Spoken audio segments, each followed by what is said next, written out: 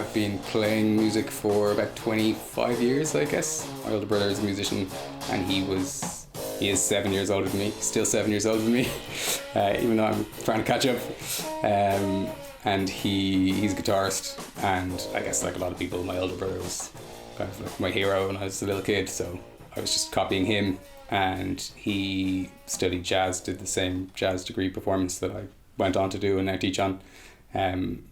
So I was kind of like his little guinea pig when I was like 11 or 12 and he was studying this stuff. He would bring it home and be like, oh, look at this rhythm, check out this music.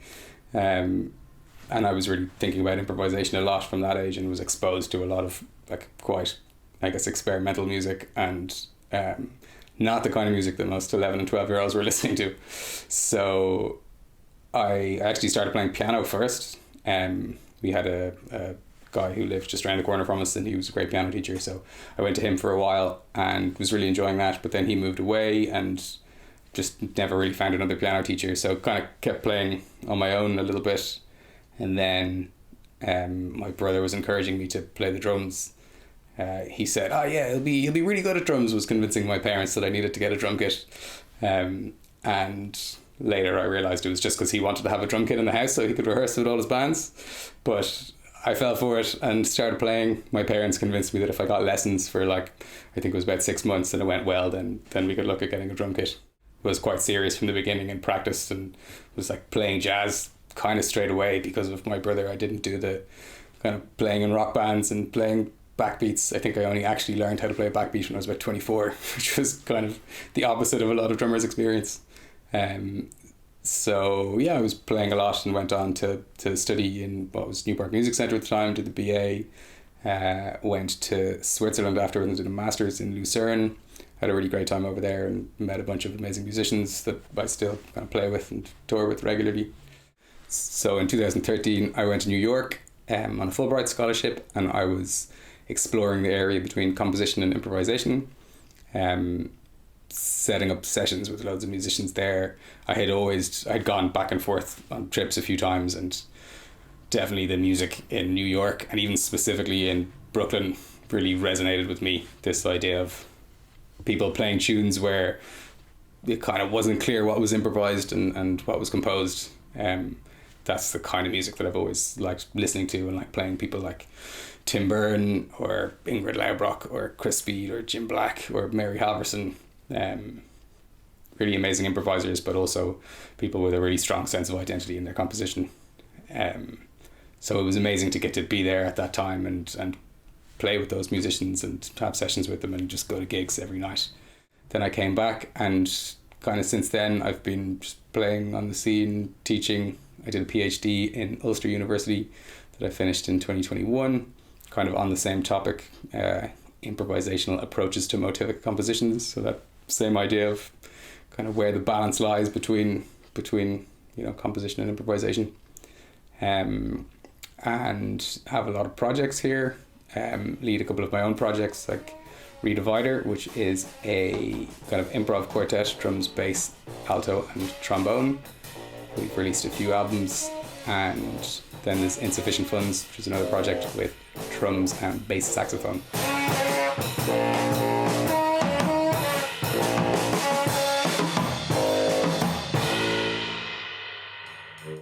Insufficient Funs started in around 2016.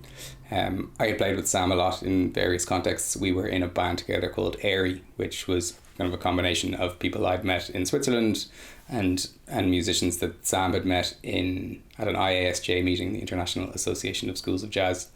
And so we had played together. We'd also played here in bands. Sam's a few years younger than me, but yeah, he was like the young hotshot tenor player. So we kind of played on and off a good bit. And he was telling me about this new instrument he'd got, the bass saxophone, which is quite an unusual instrument. There's only, I think, a couple in the country at all. There's one in, I think, TU Dublin and one somewhere up north. And so they're not very common, and they have just this amazing sound when they're played right. It's a big instrument. Sometimes people would even play them on a stand because it's hard going. I think Sam has worked out a kind of harness contraption so he can play standing up because he likes to move a lot. But so he was telling me about that, and at the same time I had a residency in Dún Laoghaire Down, the new library there, the Lexicon. They'd started an artist in residence series, so I was the inaugural musician in residence there, and my application was to do 4 duo projects. So one of them was with Sam, another was with Jenna Harris, one was with Derek White, and one was with Linda Buckley, composer and vocalist, electronic musician. So the one I think with Sam was probably ultimately the one that was most successful. It kind of spawned this band, Insufficient Funs. And the idea for it in my head was very much like kind of groove-based music that then kind of goes free from there. Again, these little jumping off points or catalysts for improvisation. And I had the sound of bands like the drummer Joey Barron has a few albums, one called Barron Down and one called Crackshot, and their drums, trombone and tenor. So, and it's super groovy, super fun, like really quite humorous music, but like melodic and catchy, and then it might get weird at some point, and there's big solos and big grooves. So that was kind of the inspiration, but I only had one horn, and he kind of has to do all of that. So because of the breadth of the instrument and all the registers, sometimes I'm writing him bass lines, sometimes I'm writing him melodies, sometimes he's soloing. He might be soloing almost as a bassist or soloing as a tenor player. Sometimes he's acting more of just a creator of sounds, something really textural. So it's a tough gig. Like I feel pretty bad for him sometimes. I'm like, oh, I maybe shouldn't have asked him to do this, but I also know he's well able for it, and he's an amazing musician and improviser on his own. So I'm really happy with how everything's gone kind of from the beginning. It's one of the rare times that you put a project together and you have a sound in your head and you're like, yeah, that's it, wow, this is so cool. So it's a really great feeling to have. I think it's largely a testament to Sam and his playing, to be honest. My instrumental approach when I'm playing in Insufficient Funs, I think, has to change by necessity. Yeah, sometimes Sam is, has the role of a bass player or as a melodicist or as an improviser, and then I also have to adapt because there's only 2 of us. So for example, if we're playing a groove and he has the bass line and then he leaves the bass line and goes to the melody, I have found, unless I'm quite clear that I'm still playing the bass line, how I'm orchestrating that on the drums, it's very easy for like the bottom to fall out of a groove. And that's tricky for me because my inclination is definitely to be a little bit more open about things. Again, from kind of how I started playing the drums, it wasn't, here's a backbeat, here's me playing one groove over and over again. That's not my natural go-to happy place. So definitely, I think as the group has evolved, I have realized I have to maybe just lock things down a little bit more, or find a way of still being open, but also being clear that bass line or whatever the structure is, that's still there, and that I can then give Sam the freedom to improvise. After we had finished the residency in Dún Laoghaire, we kind of got a couple of opportunities to play quite quickly. In hindsight, maybe even too quickly, because in a small country or in a small scene, you can only get those opportunities so many times. So they came quite early in the group's lifespan, and I felt like it was important to have something recorded that we could bring to festivals or gigs or showcases. So we'd record the EP like a little bit in a rush. I was happy with how it came out, but then it's ended up taking a long time to put out this album. But it was kind of in my head the whole time that it was something that would happen. Then there was a deadline for an Arts Council application for a project award that helps funds albums. So I decided just to put one in for that, and luckily we got it. So that kind of meant like had to do it, which was great. That's often the thing with an Arts Council application. It's like you put in the application with something that you really want to do, and then if it happens, it's great because it kind of gives you the accountability where you just have to do it. And obviously it's a massive privilege to have the funds to be able to do it and the support. So it's coming out on Diatribe Records, and it features some slightly older material from some of the tours and shows we played over the last 10 years, some newer material that I wrote specifically for the album, and also a couple of standards, which is something that we've been doing on gigs. We're both steeped in that music really, and the way Sam improvises over chord changes is super creative. So we'd been trying to work out a way of doing that still felt like us, still had the same band sound, maybe the sense of freedom that we have when we're playing my tunes or we're in a freer improvised setting, but to approach a couple of standards like that. So I think this is the first time on an album that I have actually released standards, so that's kind of fun. This album is called Chunk, and it's being released officially on the 8th of May on Diatribe Records. The release format is going to be digital and also a limited edition set of dice. So the dice will be printed with a QR code on one side, and they will be presented in a beautiful little velvet pouch. And this is something that as a label we looked into a lot, so we're really interested in alternative release formats. So that'll be the physical format. It'll also be digital, it'll also be streaming everywhere. We will also be performing a launch concert on the 18th of April at New Music Dublin, and that will be as part of the Diatribe stage in the Project Art Centre. We're also releasing 2 singles. The first is on the 13th of March, and that single is called Roja, and will be accompanied by a really beautiful hand-drawn, digitally edited video by Melissa Callan. Really excited about that. The video looks amazing.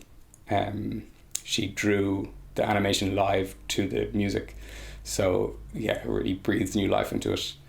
And then the second single, Chunk, the same title as the album, will be out on the 10th of April, and that's also being accompanied by a beautiful video by Louise Gaffney, and she shot us as part of a photo shoot we were doing before a show in August, just before the recording session.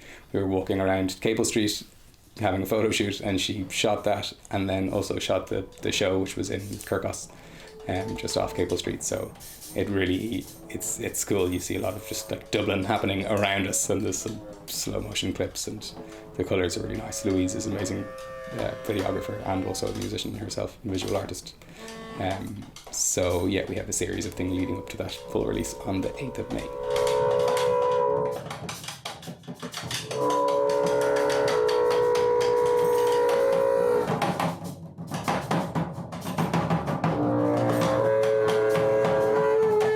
Similar to my own musical origin stories, Diatribe Records also starts with my brother. He never let me decide anything for myself, but he actually started Diatribe a long time ago, kind of late 90s, and he was actually working in a petrol station and was just like hanging out with friends and listening to music all the time, and they were like, oh, why don't we put out some of our own music? They had friends who were producing electronic music, so they decided, yeah, okay, we'll do it, and they set up Diatribe, and they had the logo. They put out a record. A friend of theirs, Alan Dobbin, and that was kind of the only release for about almost 10 years. Then in I think 2006, maybe 2007, my brother was releasing his first album, Zoid versus the Jazz Musicians of Ireland, and he kind of hadn't really done anything with the label since then, but he kind of realised he had this opportunity to use the label. And a friend of his was involved, so they put it out, and then they started putting out other people's music, and then Nick Roth got involved. He'd released a couple of Eurodney albums, kind of contemporary Balkan music, and so then he got involved with the label, and then a few years later I was releasing the first Redivider album. That was 2011, and I was like, oh, can I put it out on Diatribe? And they said, yeah, sure. And why don't you come on board basically as another director. Through the process of putting out the Redivider album, I kind of learned the ropes, and how I could do that for other people and help them. So since then, my brother was away for a while and kind of left the baby with myself and Nick. I guess a lot of the music ends up being stuff that falls between the cracks a little bit, things that are new and innovative, and yeah, maybe that blur the edges between boundaries, things that just don't fit on other labels. And over the last kind of almost 20 years, we've released over 50 albums. There's about 200 composers that are represented, hundreds of artists, performers. A lot of them are also our friends or people we've developed really close friendships with. We have a network of of producers and engineers and studios that we like to work with. We have our own in-house designer, Max Franosh, who does an amazing job with everything. We also have two kind of ongoing production outputs. One is the New Music Dublin Diatribe stage, which we do every 2 years, and that becomes a focal point for us. So if we have albums that are about to be released kind of anywhere in that year around that cycle, we'll make sure that there's a launch show at NMD at the Diatribe stage. And we also do a kind of travelling festival called Airyacht, New Music from Ireland. We've done one in London and one in Berlin, and kind of always talks in progress to find the next one, the appropriate one. And that's basically where we bring the kind of music that we have on the label, bring it to other countries, major cities, and also try and find new collaborations in those cities between local artists and some of the artists that we're bringing over. So another Diatribe release that's coming out is Songs from a Circle, which is by composer Onur Turkmen, who's from Istanbul, and features violinist and singer Diamanda Leberge Dram. And that's coming out on the 15th of April. And will also be great. As part of New Music Dublin, we also have a series of concerts at the Diatribe stage, a couple of new works that we've had funding to develop over the last couple of years. One project called Shelta, which involves the Irish travelling community and some turntablists and some traditional Irish musicians. We're super excited about that. Another song cycle from composer Garth Knox that features Zoe Conway, and a few other really great shows that we've been developing. So kind of the next few months are a very busy period for us. Things tend to kind of, there's less happening for longer periods, and then suddenly everything happens at one go, especially with the Diatribe stage. So the next couple of months is the time to check out the website.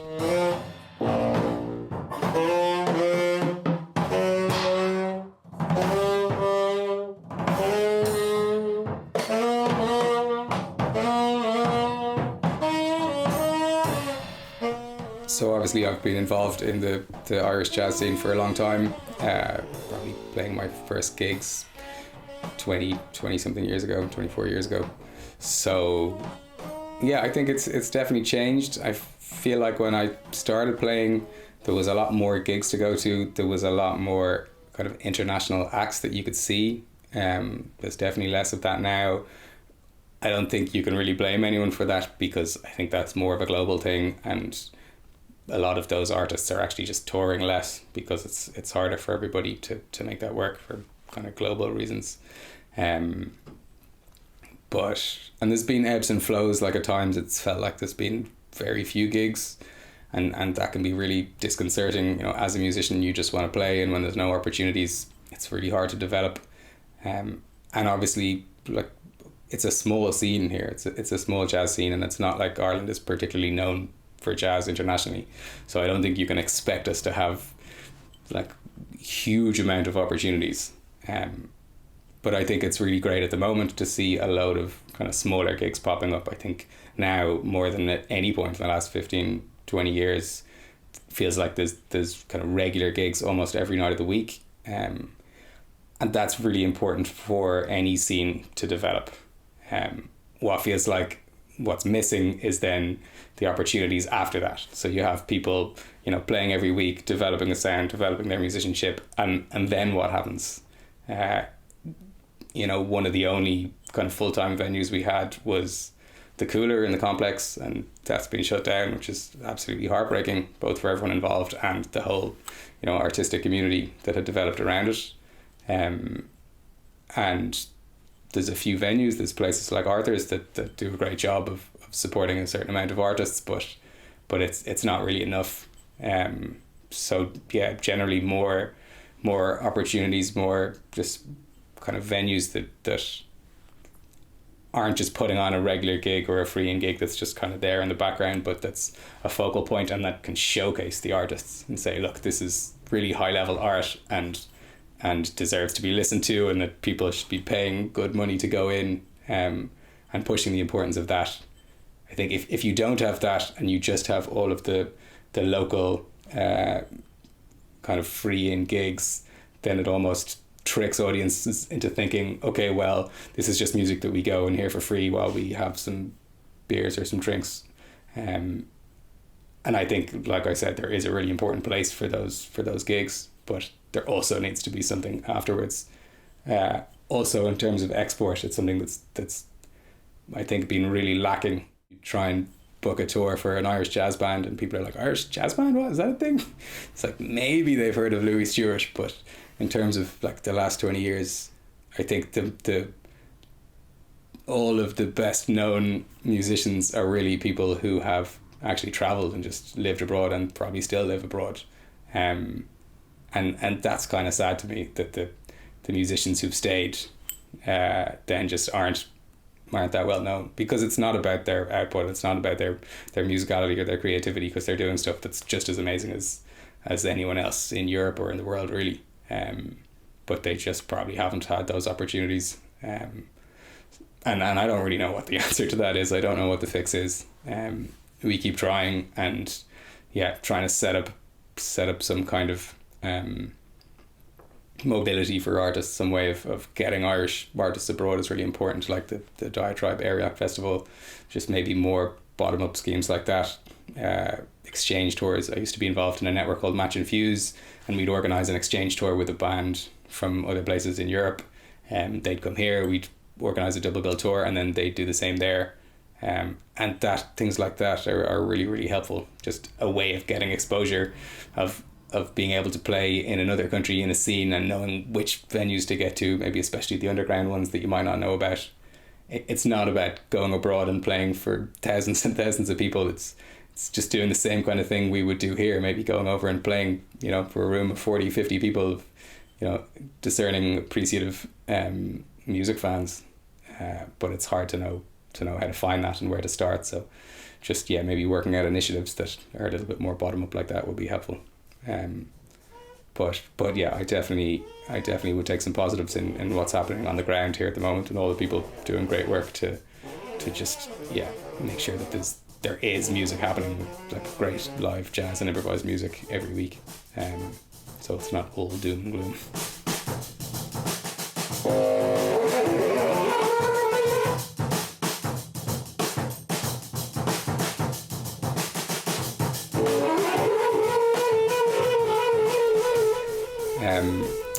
Over the last few years, I've been developing a solo drums and synths project. So I had started playing synths in a few projects, some more kind of improv vibes. Also, I play with a great folk singer, multi-instrumentalist, not even pretty folk, all kinds of things, Anamika, and I started playing some synth in that project too. And I just find it really rewarding. It's like I get something back musically. I think sometimes I don't necessarily feel like a drummer. I just feel like, I'm a musician and I happen to be sitting behind a drum kit. So it's been really nice to add that other element. And so I was thinking for a while about how I could make that into a solo project. So I've done 5 or 6 shows with that, and we'll definitely look towards recording something probably in the next year or two. We have a few shows coming up with Origin Story, piano trio with Greg Felton and Cormac O'Brien, and we have gigs at Bray Jazz Festival and Kildare Jazz Festival, and a gig later in the year at Maggie's Farm up north. So we're also working towards our second album at some point, probably record in the next year or two. Doing a little bit less in general at the moment. I'm now a dad, so probably don't have as much time as I used to have, but that's okay. I'm just trying to concentrate more on the projects that are up and running, maybe not creating so many new projects. Romer is another project really close to my heart, with musicians from other Irish musicians who live all around the world, Simon German, Lauren Kinsella and Matthew Halpin. We released our first album a few years ago, and we're kind of also looking towards kind of the next opportunities to make something happen.